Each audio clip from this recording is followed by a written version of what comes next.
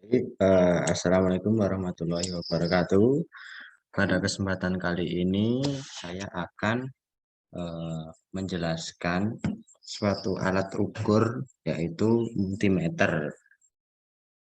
Oke, multimeter adalah sebuah peralatan khusus yang digunakan untuk mengukur komponen listrik. Multimeter ini juga memiliki banyak nama ya, yaitu multitester atau avometer. Fungsi dari multimeter ini untuk mengukur hubungan arus listrik, tegangan, ataupun hambatan. Multimeter ini kenapa juga biasa disebut avometer, karena avometer itu kepanjangannya ampere, volt, dan ohm.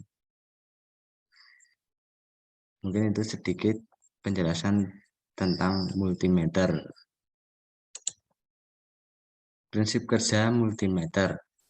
Prinsip kerja multimeter yaitu di dalam multimeter ini terdapat sebuah kumparan tembaga yang terletak di antara dua magnet, yaitu utara dan selatan, seperti pada gambar di samping ini.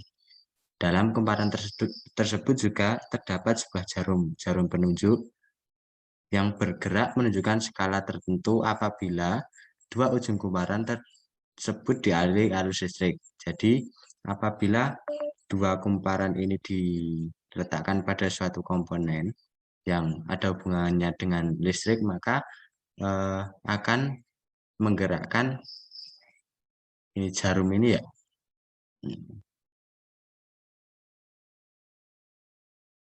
Oke.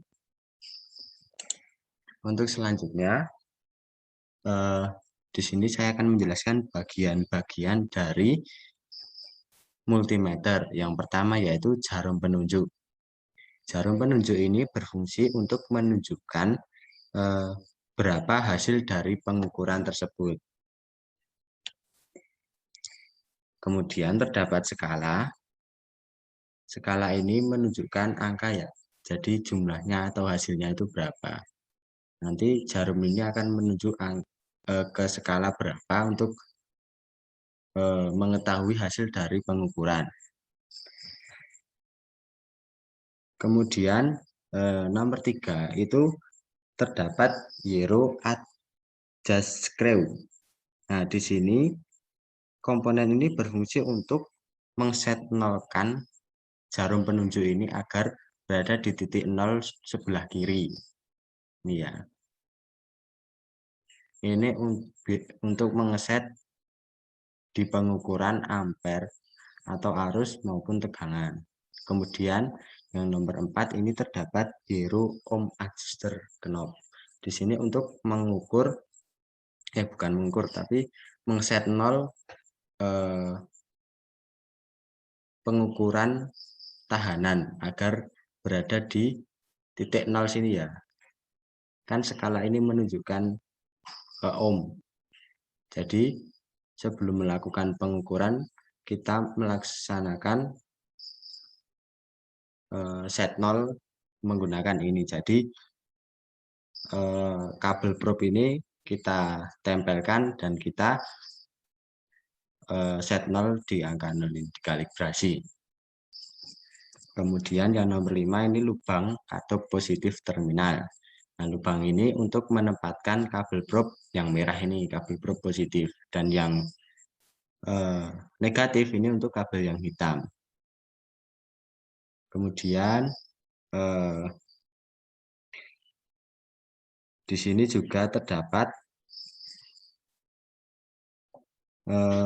selektor ya. Selektor ini untuk menunjukkan mau mengukur jenis apa multimeter ini akan digunakan. Misal untuk mengukur tegangan ya, tegangan maka kita memilih DCV atau direct current volt ataupun ACV ini. Kemudian yang ohm ada di sini, dan ini adalah ampere. Kemudian positif terminal 20A DCV only. Jadi ini untuk terminal positif dengan 20 ampere DC only. Jadi 20 ampere arus DC, hanya untuk 20 ampere arus DC. Dan di sini terdapat kabel prop. Kabel prop itu berfungsi untuk pengukurannya ya. Jadi untuk meletakkan, untuk mengukur. Jadi untuk menghubungkan komponen dengan multimeter ini. Oke, selanjutnya. Nah, di sini saya akan menjelaskan bagaimana cara membaca ataupun pengukuran sebuah multimeter. Jadi di sini ada skala ya, ada skala, ada selektor. Jadi dua hal ini saling berhubungan. Misal di sini kita akan mengukur sebuah tahanan suatu komponen. Jadi kita memilih di sini yang bagian ohm ini ya. Ini ada tanda ohm. Memilih bagian ohm ini ya. Jadi misal ada resistor dengan kapasitas 100 ohm. Nah, maka kita memilih di sini misal kali 100.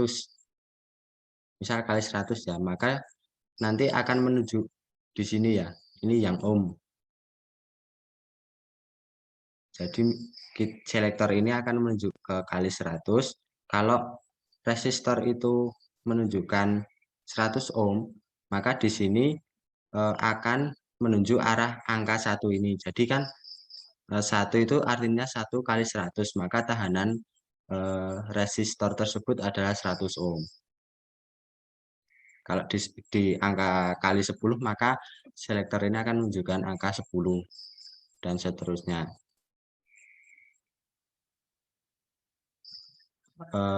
Kemudian untuk mengukur sebuah tahanan, maka kita meletakkan selektor ini di bagian DCA ini. DCA itu direct current ampere. Jadi di sini ya. Dan selektornya itu yang kita lihat itu di bagian ini. Ini FA, volt dan ampere ini. Jadi ada 10 sampai 0 sampai 10, 0 sampai 50 dan 0 sampai 250. Dan di sini ya, misal 25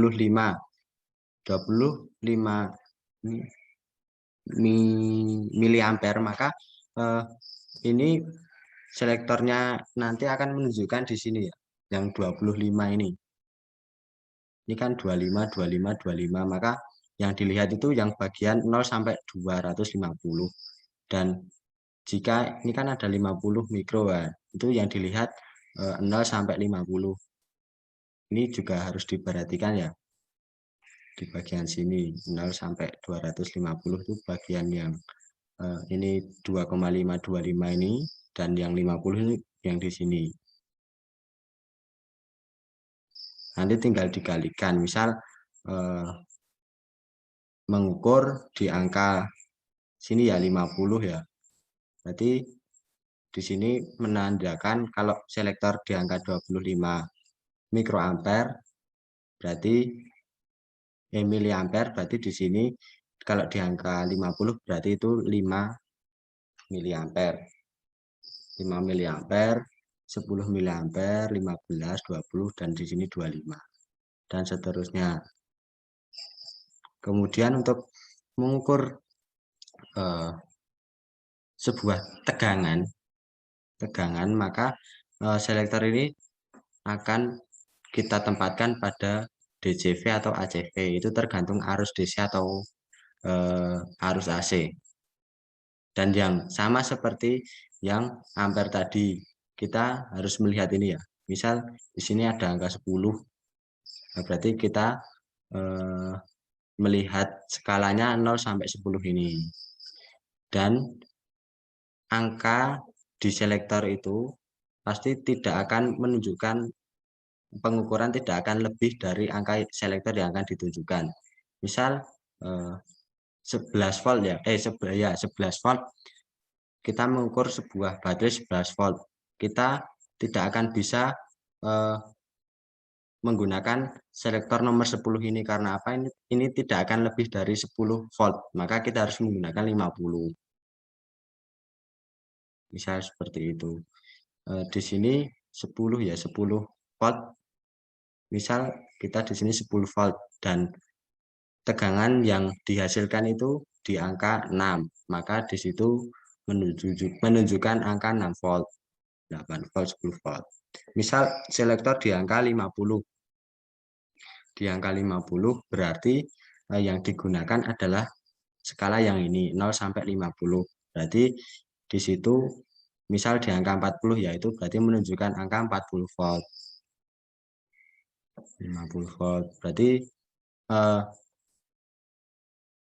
tadi tidak di apa ini?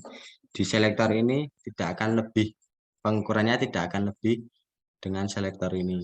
Dan apabila kita mengukur sebuah tegangan yang kita tidak ketahui itu berapa tegangannya, kita harus menggunakan selektor yang besar dulu ya, agar alat ini tidak rusak. Alat ini tidak rusak. Misal kita mengukur sebuah apa ya, komponen, sebuah baterai. Ternyata di situ baterainya 24 volt, namun kita selektornya ini menuju angka 10, maka di situ kita kan ini kelebihan ya. Berarti 24, berarti ini kan nanti akan lebih. Jadi itu dapat merusak komponen dalam sebuah multimeter tersebut. Jadi kita mengukurnya dari yang besar dulu, misal 10. Berapa ini? 1000. Nanti 1000 sampai mana? Kalau nggak nyampe kita turun lagi sampai selektornya itu tidak apa namanya? Belandang ya. Oke. Selanjutnya fungsi multimeter. Fungsi multimeter yaitu yang pertama tadi untuk mengukur arus listrik. Arus listrik itu ampere, kemudian tegangan listrik atau volt, terus hambatan, mengukur transistor dan mengukur kapasitansi. Atau di sini biasa kita mengukur untuk kapasitor. Nah, di sini saya akan menjelaskan cara mengukur arus listrik. Untuk mengukur arus listrik yang mengalir pada suatu rangkaian itu kita gunakan ammeter tadi, sesuai selektor tadi ya. Dalam pemasangan untuk mengukur ampere meter harus dihubungkan secara seri. Dihubungkan secara seri ya. Secara seri bukan paralel. Agar kita mengetahui arusnya. Selanjutnya pengukuran listrik dihubungkan tadi. Ya.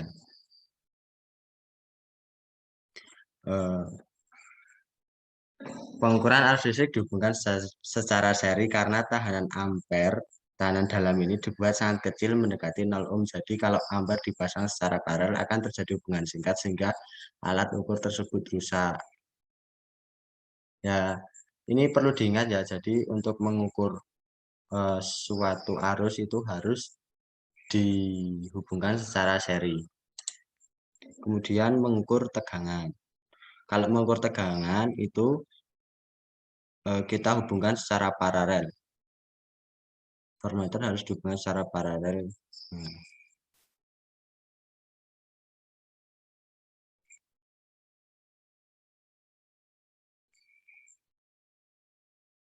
Seperti yang saya jelaskan tadi, untuk mengukur tegangan menggunakan selektor yang ACV ataupun DCV. Oke, yang selanjutnya untuk mengukur hambatan. Mengukur hambatan itu mengukur resistensi suatu komponen.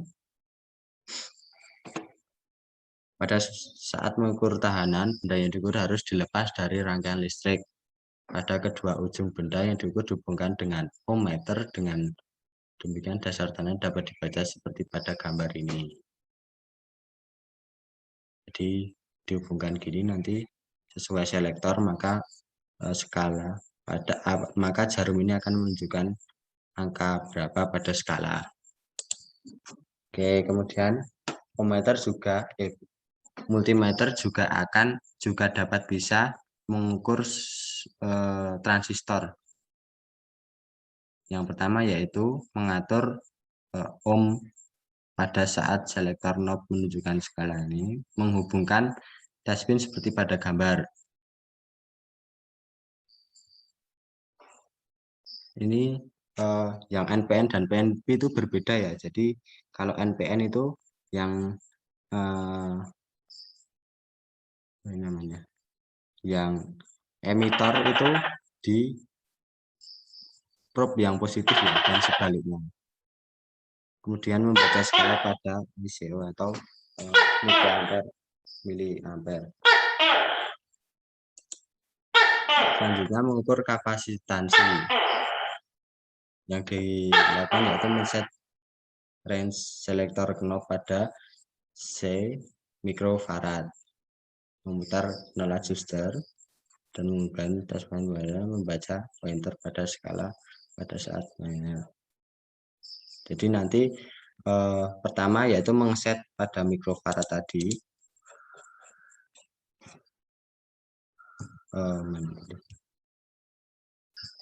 Nah, oh ya tadi lupa untuk mengukur tahanan. Yang pertama dilakukan yaitu kita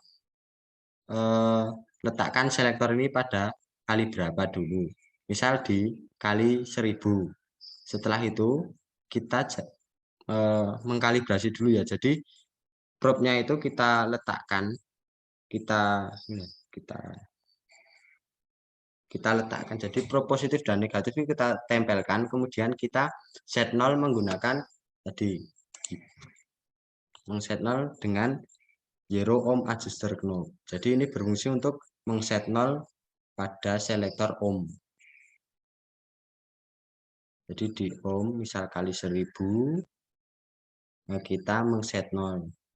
Kita tempelkan probe positif dan negatif, kemudian kita set 0 menggunakan 0 adjusting knob. Dan baru kita mengukur sebuah komponen. Setiap pengukuran ohm harus melakukan itu ya, agar suatu pengukuran itu tepat.